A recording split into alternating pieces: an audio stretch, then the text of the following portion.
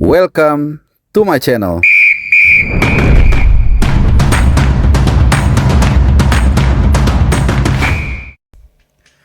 Welcome to my channel. Salam sehat dan juga selamat hari Selasa. Ya, teman-teman semua, sebelum gua mengantarkan materi di video kali ini, izinkan dari lubuk hati yang paling dalam, gua ingin mengucapkan banyak terima kasih, million thanks buat kalian semua untuk milestone ya 100.000 subscriber.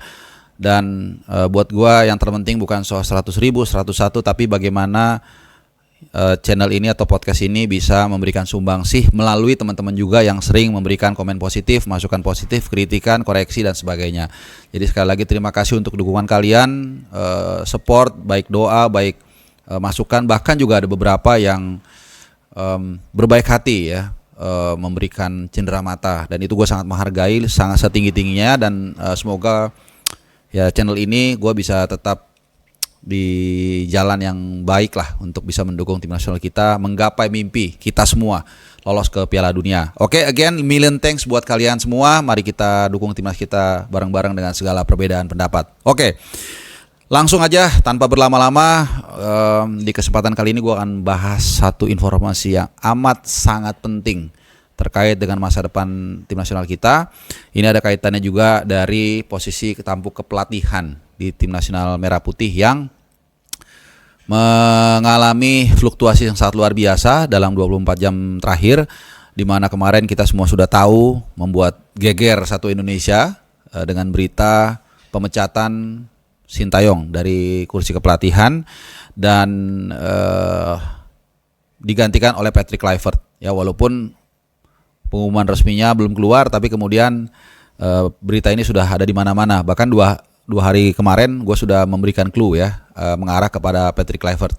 Dan ternyata memang betul sudah confirm, dan ini tentunya mengundang pro dan kontra. Ini biasa ya, sangat normal. Dan tentunya juga kemarin preskon sudah digelar oleh Pak Erick Thohir dan jajarannya, dihadiri oleh Bang Arya Sinulinga selaku Exco PSSI, kemudian juga Pak Zainuddin Amali wakil ketua PSSI, lalu ada Pak Sumarji ya selaku tim nasional Indonesia ya. Mudah-mudahan gak ada yang kelewat, dan di situ dijelaskan beberapa hal yang cukup penting terkait dari lingkup keputusan ini ya, termasuk juga soal kompensasi dan lain-lain, kemudian kontrak dan proses negosiasinya. Nah, yang paling menarik adalah ada pertanyaan dari wartawan ya, salah satu media, gue lupa dari mana, soal asisten pelatih. Jadi pertama, Patrick Kluivert ini adalah sosok yang katakanlah mau berkompromi untuk gerbong yang akan dibawa.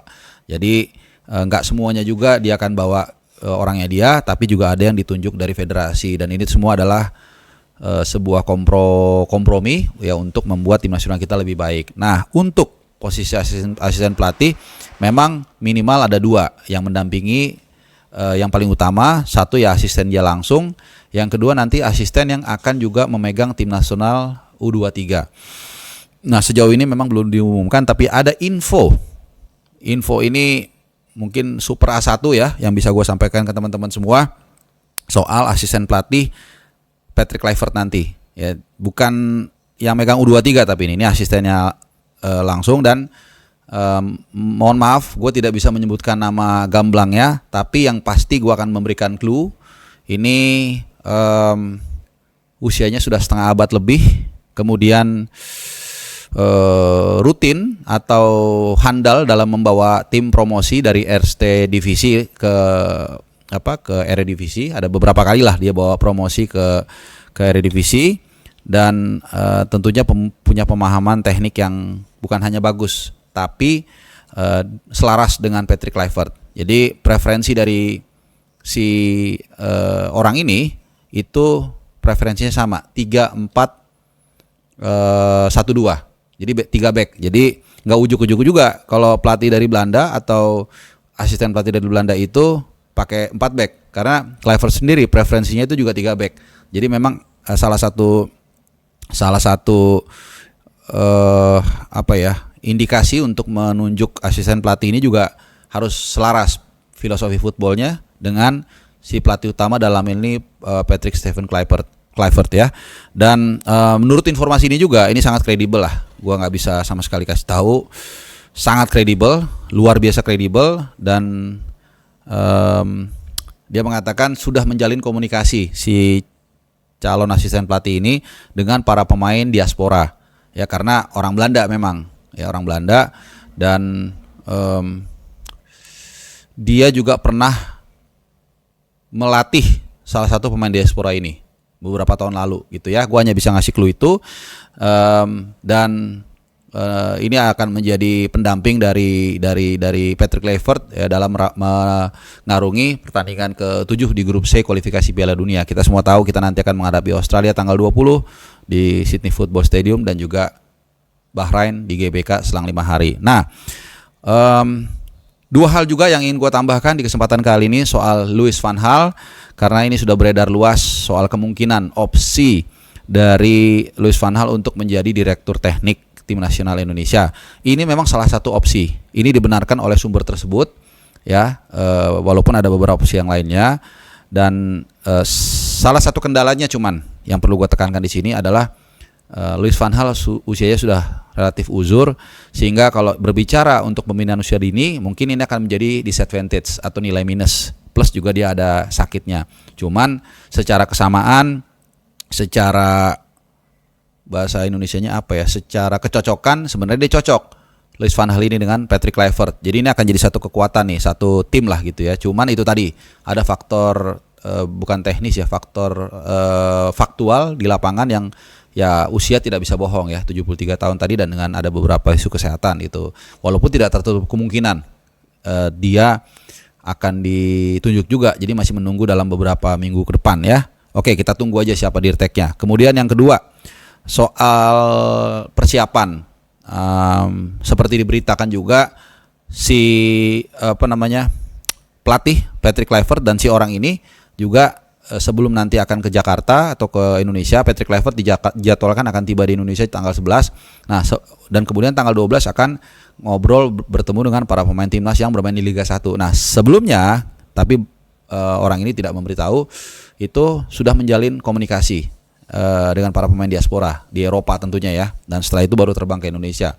Termasuk juga tadi si calon asisten pelatihnya juga sudah menjalin komunikasi, apalagi yang gue bilang tadi, si asisten pelatihnya ini itu pernah membesut salah satu pemain diaspora kita beberapa tahun lalu. Jadi memang ini waktunya sangat sempit, hanya mungkin sekitar 70-an hari. Yang dilakukan adalah memulai dari scratch, dari hampir dari nol. Jadi nggak cukup waktunya ya. Dan sayangnya juga selama kurun waktu 2 bulanan ini tidak ada jadwal international break. Jadi confirm tidak ada TC. Ini akan menjadi challenging. Kenapa? Karena nanti kita akan menghadapi Australia itu kan tanggal 20 Maret. Nah, tim-tim itu mungkin baru berkumpul 3, 4, 5, 6 hari. Jadi nggak sampai, kalau Liga 1 bisa ya, tapi kan para pemain kita didukung backbone-nya kan dari para pemain diaspora. Dan mereka masih main sampai kira-kira seminggu, bahkan mungkin kalau nggak salah Venezia tuh masih main ya tanggal 15 atau 16 gitu. Strike aja masih main tanggal 15 Maret menghadapi Perth Glory. Jadi waktunya sangat sempit, pelatih baru, waktunya juga sempit, dan mengumpulkan para pemain yang ya belum terlalu sering berkumpul, seperti Kevin Dix ya, baru main sekali, baru ke Indonesia, kemudian cedera waktu itu pulang dan nggak main gitu ya. Tapi ya kita berharap semoga dalam kesempitan ini ada kesempatan kita untuk bisa membuild up tim nasional kita. Keputusan yang memang tidak membuat semua orang senang, dan keputusan yang sangat berat dan bahkan membelah ya opini kita.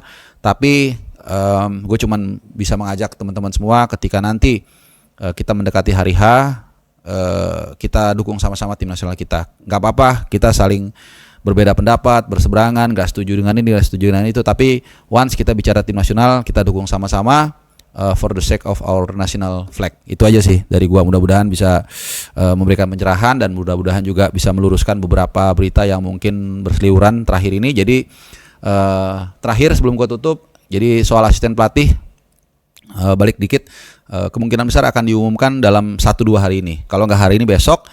Jadi kita tunggu aja ya. Yang pasti ini orang Belanda, dan itu tadi ya, punya track record mempromosikan beberapa klub dari RST Divisi ke Eredivisie 3 kali kalau nggak salah ya. Terima kasih buat teman-teman, silakan tinggalkan komen kalau kalian yang berpendapat, berekspresi atau apapun itu, dan kita jumpa lagi di kesempatan yang lain. Bye bye.